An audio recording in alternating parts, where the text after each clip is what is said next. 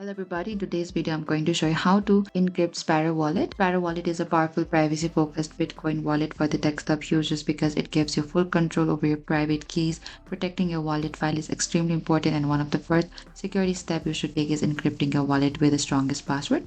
Encryption ensures that even if somebody gains access to your computer, they cannot open your wallet without your password. And first, what you can do is open to your Sparrow Wallet. Simply launch your Sparrow Wallet on your computer and open the wallet that you want to encrypt. File here, and once you reach into this file, go to the setting here, and inside this you can look for this password. If you don't find it over here, you will find the password. But if you do not find the password section, you're using a hardware wallet, you can only set a password if your wallet is connected to your ledger, trezor, cold card. Sparrow does not control the main security password. The security pin or passphrase is set on the hardware device itself, not inside the Sparrow. However, you can still encrypt the wallet file on your computer.